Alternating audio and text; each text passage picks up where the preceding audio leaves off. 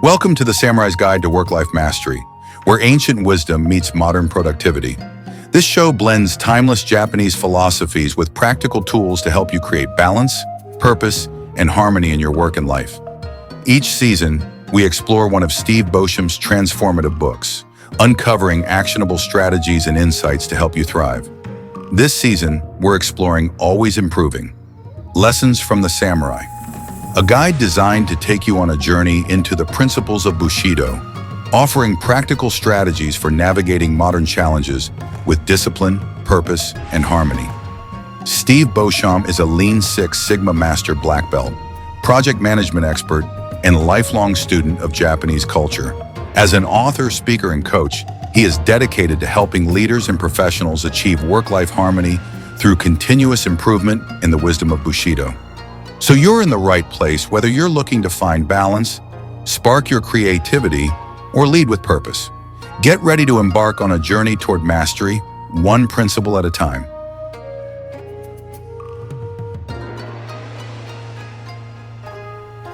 All right, welcome to episode 8.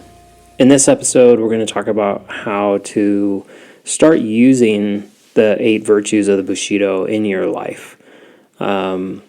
For the sake of time, I'm not going to go through all 8 of them, but I'm going to go through 3 of them in the episode today and just kind of show you how you can really start to be intentional about allowing these virtues to show up in your everyday life.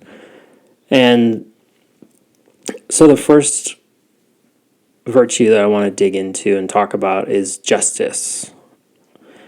And I think a lot of us think about justice in terms of like how the law operates, but really it comes down to, and really the meaning behind this word in the Japanese translation is having a sense of what is right and wrong and learning how to apply like a lens of equality and equity.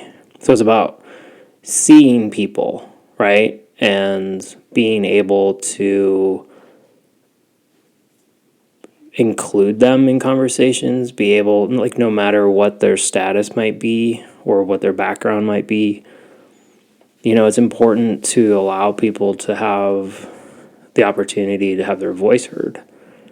And to me, this is, you know, the essence of living with justice is making sure that people have the opportunity to speak if they want it. You know, I mean, some people may not want that opportunity, but I think you have to ask, right, in order to know if they want the opportunity or not. And so I think being aware and self-aware of how you show up in different settings is really important so that you can be aware of others and ensure that you're allowing them to show up as their authentic selves.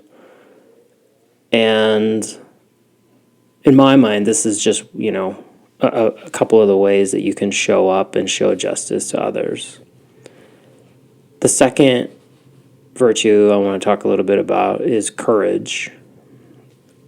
Courage isn't necessarily acting without fear, right? Courage is taking action even when it's difficult or even when you're scared or afraid. It's about taking that action that you know you need to take and trusting that you have the ability and the skills to succeed.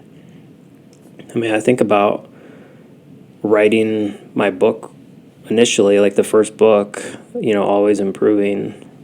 I had a lot of imposter syndrome, and I had a lot of moments where I almost gave up and didn't publish it. And it took courage for me to step out and be like, okay, well, I feel like I do have something to say, and I want others to be able to learn some of the things that I've learned. And so I took a step, and here we are. I'm recording a podcast now, which also takes courage because now you're listening to me talk. And so, you know, I think it's important for us to take steps forward even when we're not sure. of what the outcome might be. It also takes courage to, speak up and say something when, you do notice something isn't right, and lean into difficult conversations. That requires courage. It doesn't require the easy way out to do those types of things. That takes a lot of courage and a lot of self-awareness to be able to step into those moments. And it kind of feeds into the third virtue I want to talk about, which is compassion. And, compassion is kind of how it sounds, right? It's like being willing to understand where others are at and meeting them where they're at, showing empathy for a situation that somebody might be in. I know this is a tough thing for me to do sometimes, is to put myself in the other person's shoes and try to understand what they're going through, even when, largely I was dealt a set of cards that was kind of like a royal flush. I'm a straight white male. And so a lot of times I have a hard time understanding what other people might be feeling, but I can give them the opportunity to share and to speak and ask them questions to try and learn more about that, so that they may not, maybe not feel alone in what they're going through. I may not be able to do anything about it, and I think largely I don't think any of them want me to do anything about it. They just want to be heard. So I think compassion, at the end of the day, isn't about solving problems. It's about being available. And, I think the pathway to get better at this virtue, and all of the other ones for that matter, is, being intentional and taking moments to self-reflect and to journal on your journey. Like how did you show up today? How did you show up yesterday? Are you proud of how you showed up? Or is there ways that you could show up better? I think it's important to learn how to get, to the point where you understand what it takes to operate with some of these virtues in your life, because you want to get to the point where it just becomes something you do without really having to think about it. Like you're so focused on it and you're so able to accomplish it that you don't even really need to, give it a second thought. It just happens. And I think that's where we would all like to be. I know that's where I want to be. And I think the better I can get at allowing these virtues to show up in my life allows me to get closer to, really being able to live out my lifelong pursuit and being able to find that, big goal that I have for my life and be able to work toward it. And so that's kind of going to be the topic for next time on our last episode of this season. And we're going to talk about the concept of kokorozashi. And so I'm going to leave it as a cliffhanger. I hope you enjoyed the episode. I hope you have a wonderful rest of your day. And I look forward to talking to you on the next episode.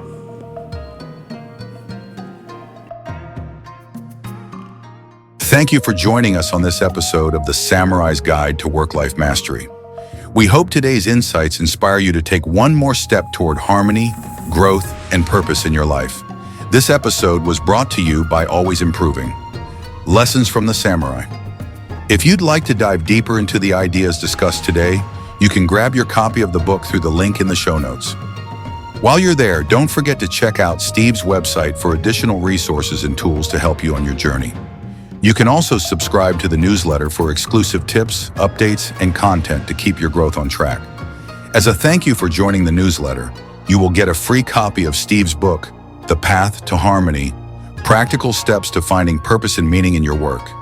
And of course, don't forget to subscribe to the show, leave a review, and share this episode with someone who's ready to master the art of work-life harmony.